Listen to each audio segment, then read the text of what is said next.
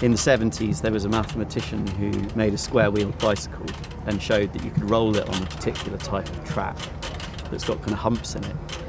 I'd seen this and thought, that's fun, that's interesting.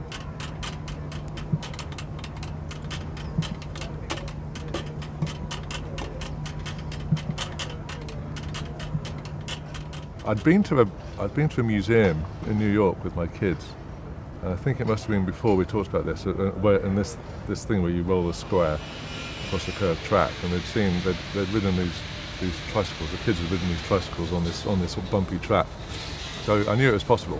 I've seen it there. I've done bridges that rotate, I've done bridges that lift, I've done bridges that slide, but I don't think I know anyone that's ever done a rolling bridge. Basically a square wheel rolling by hand power, which so it's like that sounds perfect for the next endeavor. So yeah. I guess the whole thing seems really challenging when you look at it in as a whole object that moves the way that it does. Yeah, because each component is kind of like, it is its own separate thing, and once you sort of like put it to the side, you kind of forget about it and you move on to the next thing. It's a bridge when it's done, but I mean at the minute it's just a box.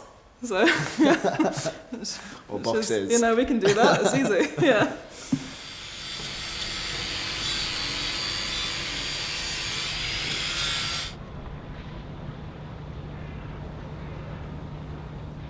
This is Cody Dock. It sits on the border between Newham and Tower Hamlets, just off the River Lea. And it's a kind of long project rejuvenating this old industrial dock. The plan is for it to become moorings for barges, and there's artist studios and a visitor centre and a new dry dock. They'll need a new crossing point, and I'll need a crossing point that can open, and that's what this bridge is for.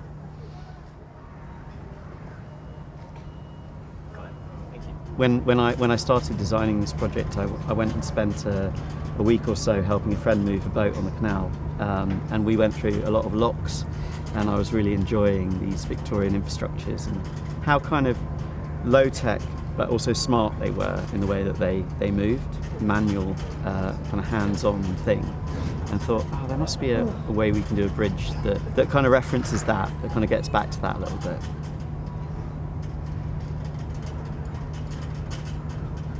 To move it from one position to another takes about 20 minutes. It's manual and it's powered by hand winches.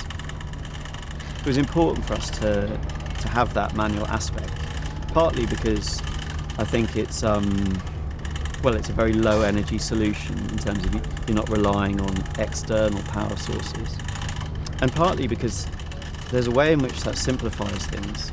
There's a whole lot less to go wrong. If something does begin to go wrong, you notice it, you literally feel it getting harder to move. So it's a kind of haptic checking process the whole time.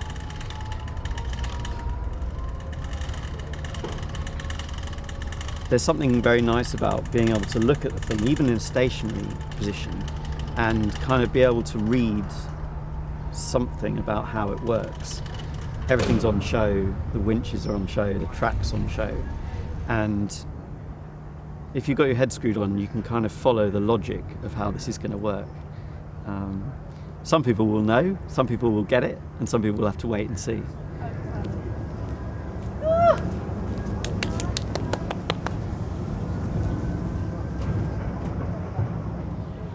The whole project seems to be about how it's made and expressing how it works.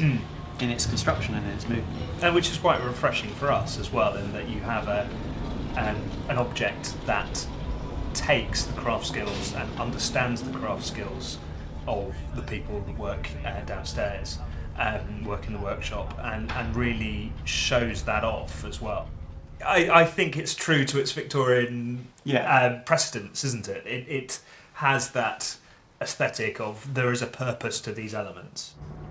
I've seen people be quite alarmed by it, and it does look quite alarming when it's tilted. And then I've seen it completely inverted, and I've seen people react to it just looks impossible, when it's upside down and lifting. It's not something that most people would have seen. Well, I think it's pretty unique. So I think anyone would have seen before this idea of the whole bridge, having one moving part that is itself. Yeah, surprise is what I've come across.